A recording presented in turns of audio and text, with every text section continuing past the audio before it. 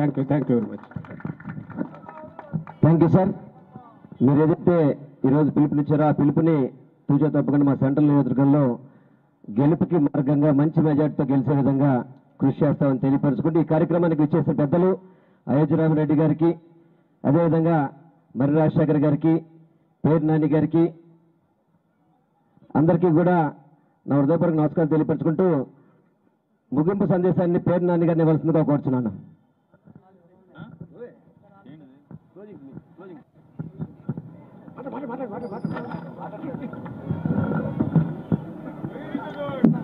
జై జగన్. ముందు కూర్చున్నటువంటి జగన్మోహన్ రెడ్డి గారి కుటుంబ సభ్యులందరికీ నా హృదయపూర్వక శుభాకాంక్షలు తెలియజేసుకుంటూ, ఎప్పుడు మనం మాట్లాడుకునేది ఒకటే, మన వంతు మనందరం కోరేది, మనం చూసేది జగన్మోహన్ రెడ్డి గారి జెండా, జగన్మోహన్ రెడ్డి గారి ముఖం. జగన్మోహన్ రెడ్డి మన కళ్ళ ముందు ఎప్పుడు ఉంటాడు. కార్యకర్తలు ఇక్కడ కూర్చున్న ప్రతి ఒక్కరికి పేరుని నానియా, మల్లాది విష్ణు, ఎల్లంపల్లి సీనియా, అభ్యర్థి అనేది ఎవరు మనకు అనవసరం. మనకు కావాల్సింది జగన్మోహన్ రెడ్డి గారే. ఈ రాష్ట్రానికి, ఈ రాష్ట్రంలో ఉన్నటువంటి పేద మధ్యతరగతి వర్గాలకు కావాల్సింది జగన్మోహన్ రెడ్డి గారే.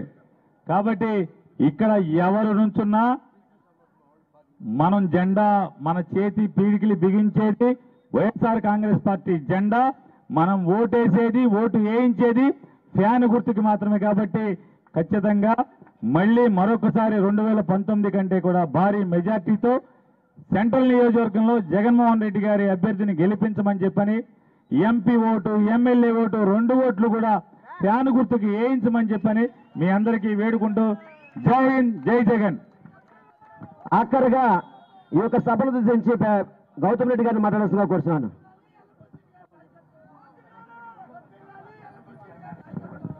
అందరికీ నమస్కారం. వేదిక మీద ఉన్నటువంటి పెద్దలందరికీ కూడా పేరు పేరు మీద నమస్కారాలు తెలియజేస్తూ, ఈ ఎన్నికల సమరంలో మనందరి యొక్క లక్ష్యం జగన్మోహన్ రెడ్డి గారిని ముఖ్యమంత్రి చేయటమే. చిన్న చిన్న పొరపాట్లు ఉన్నప్పటికీ కూడా వాటిని అన్నింటినీ సర్దుకోవటం వలన మనం కలలు కన్నటువంటి